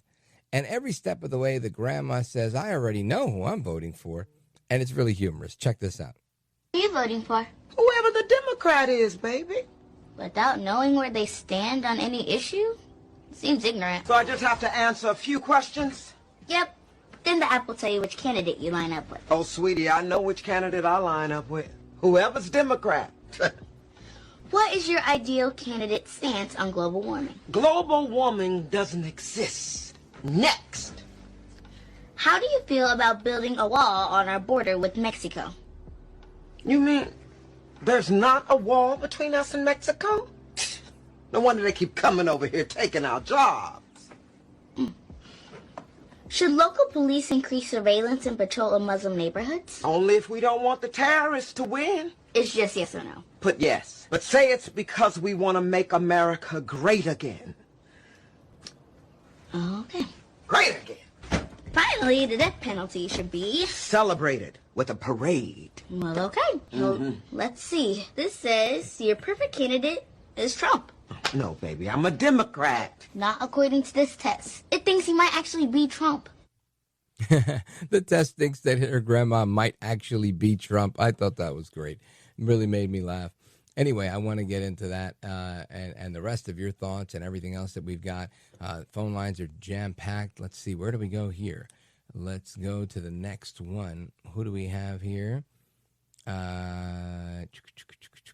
Wayne, calling from Smithfield, Utah, KVNU. Go for it. I guess the phones don't work in Utah tonight. We could put them on hold. Oh, there we go. Go for it. There, hello? There we go. They're working again. Okay. It was the deep state. It was great. out to get you. Okay. Hey, we don't need to worry too much about that apostrophe. There's just one adjective that Biden didn't put on his statement, and that's collector.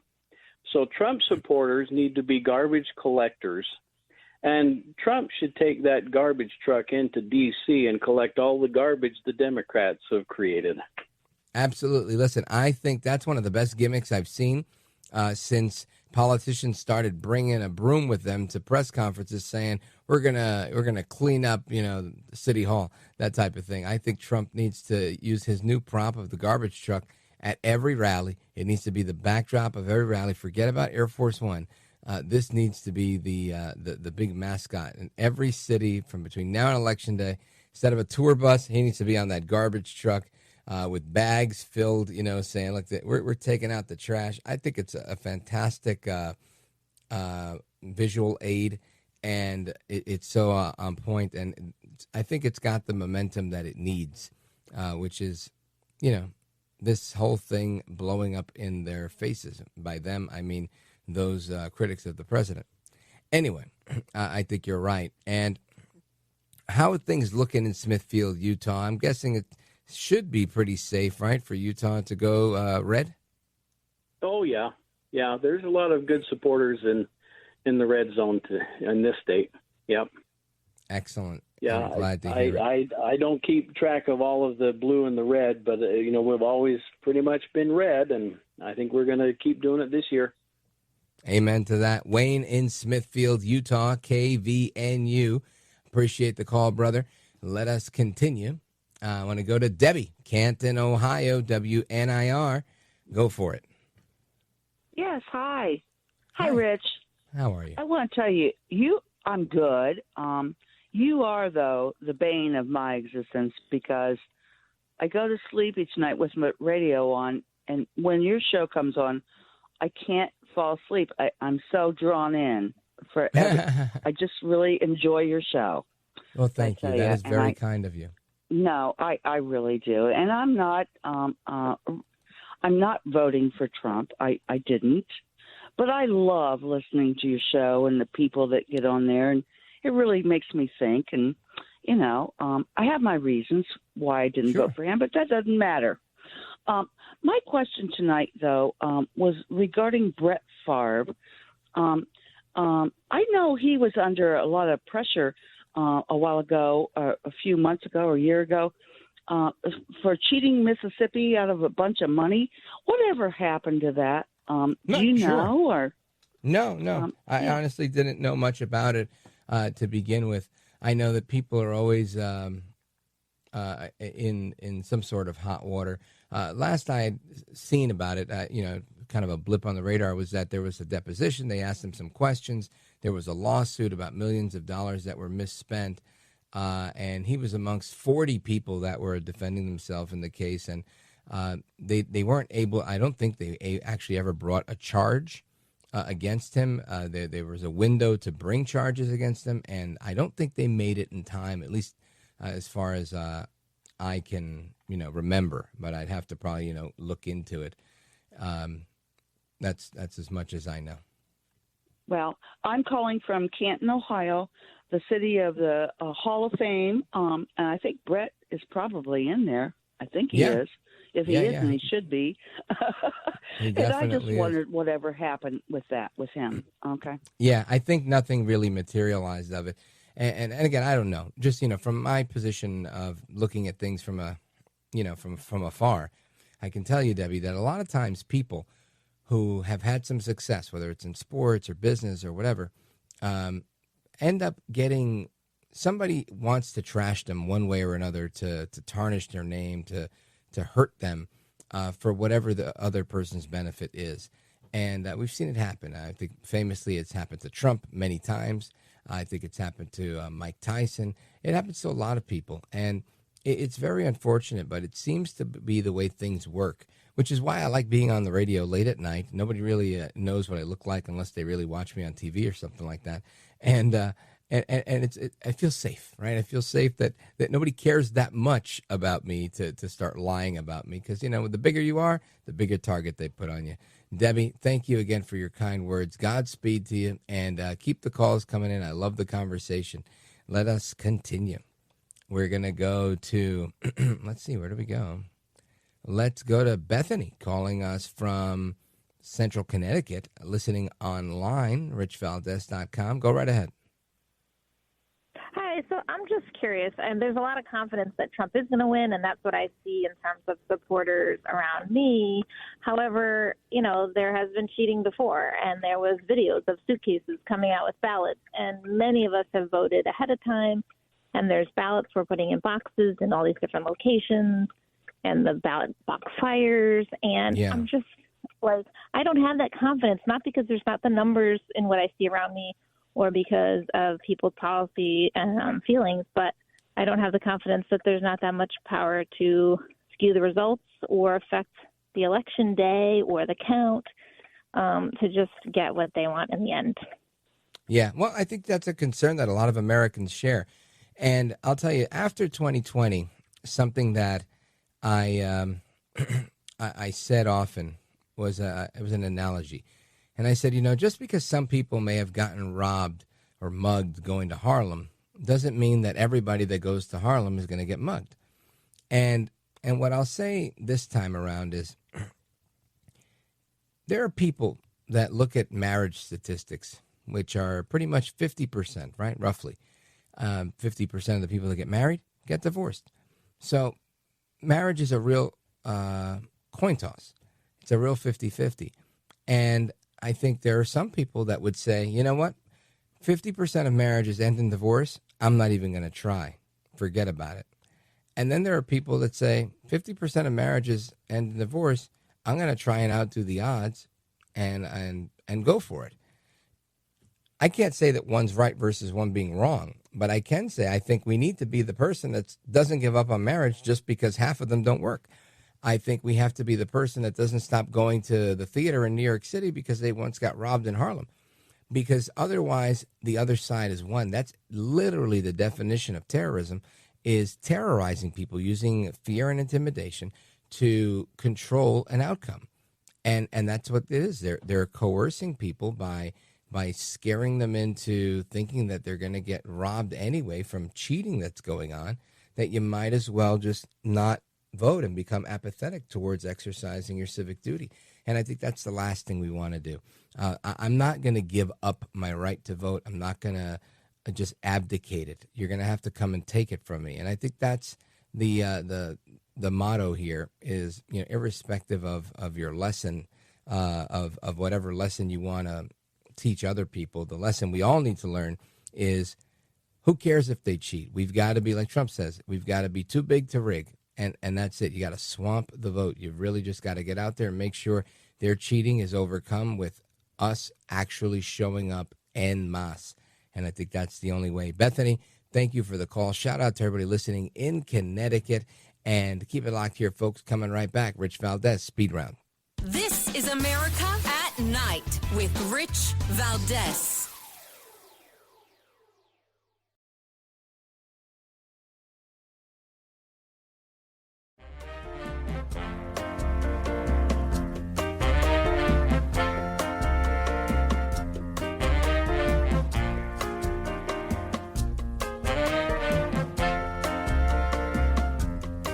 By the way, your ratings are up. Congratulations, everybody. It's always nice to check. I like to see, even if they're friends, I like to see how are they doing. Are people listening, right? That's but right. You're doing great. America at Night with Rich Valdez. All right, amigos, welcome back, familia. We continue our conversation straight across America with all of our wonderful affiliates and all of our millions of wonderful listeners. And we're jam-packed on the phone line tonight. Boise, Idaho, Evergreen, Montana, Burlington, Vermont.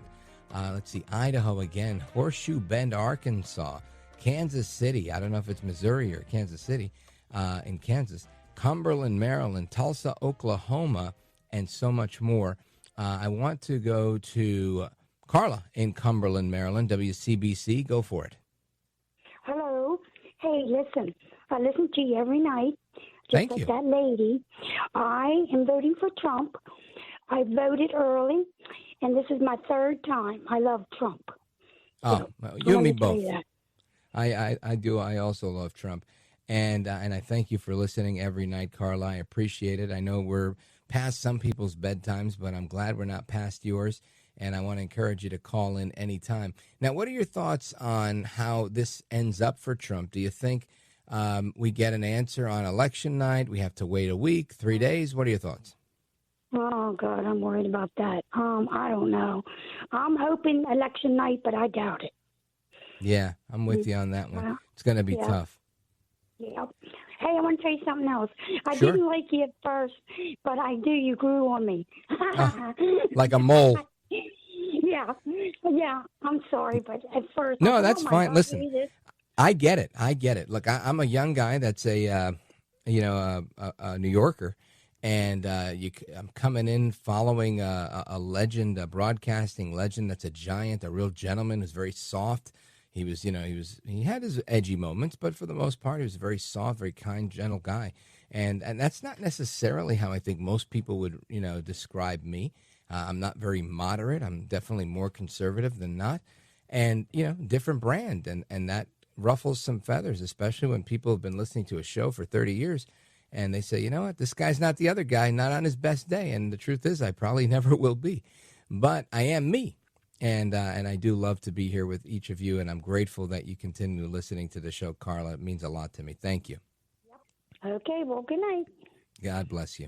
And let's continue. Let's go to Jim, Kansas City, Kansas on KLOE. Jim, go for it. Hey, Rich. Thanks for taking my call. Pleasure. Okay, so make up a joke about a politician who's backstage. His campaign managers offers him an option between two props for going for at his rally. One of them is a trash truck, and the other one is like an entertainer. Yeah, I'm going with the trash truck. All right, that's it. That's all I got. I love it. Thanks, Jim. I appreciate it. Thanks for calling. I hope to hear from you again really soon. Shout out to KLOE, Kansas City, Kansas. We got everybody coming out tonight. And let's go to Tulsa, Oklahoma, to Andrew listening online. Go right ahead. Hey, Rich. So in your opinion as a Puerto Rican, and I wonder if there's somebody from the Trump campaign listening, do you think that statehood would actually be a good position for the Trump campaign and just for him as a president to take? Here's what I'll say. I think the answer is yes. I think generally speaking, I think statehood is very good for Puerto Rico. For the Trump campaign, I think Trump has been incredibly quiet on that issue. He's very pro Puerto Rico, has been for a very long time. I think to not pick one more political fight that he doesn't need, he hasn't decided to push back. But Marco Rubio and there's a handful of senators and folks in Congress that also share the opinion that Puerto Rico should also be a state. And for a lot of reasons. It's not just for the benefit of Puerto Rico. Right now, Puerto Rico gets some aid from the federal government and doesn't have to kick back any because it's not a state. Now, if it were a state, there would be some reciprocity going on. It wouldn't just be going the one way. Now, that's a detriment to the folks in Puerto Rico because whatever federal aid they're getting, they don't get at the same level that they would if they were a state. They don't have a congressperson or 2 senators that are advocating for them to get any additional aid because they're not a state. So while they don't have to pay federal income tax, they also don't have to get all of the benefits that states are receiving, including having electoral college votes and being part of the political process. Puerto Ricans make up a significant number of the electorate. So right now you've got all of these people that exist, but they have to move out of Puerto Rico in order to have the ability to cast a ballot in the presidential election. Now, the third reason for this is ask the people, right? There's been several referendums, plebiscite votes, where they've asked the people to vote, and every single one of those 3 came in higher than 80%, closer to 90 on the first 2, where the people went to the ballot box and voted saying, yeah, we think we would like to become a state. So what happened was these were non-binding votes because ultimately Mitch McConnell has no intention of Puerto Rico ever becoming a state because it makes all the sense in the world to just leave it alone from where he's coming from. And I think it's because he either misunderstands the issue or just doesn't care enough, right? He's just like, just let it be there. It's fine. We can do whatever we want, and we don't have to have that level of accountability. And he doesn't have to have any more pushback from what could be a potentially conservative Republican that becomes a senator there. So I think that might be part of it. But those are my thoughts. I don't see any detriment to Puerto Rico becoming a state on any side. Andrew, thank you for your call. Taking a pause right here, coming right back with the speed round. This is America at Night with Rich Valdez.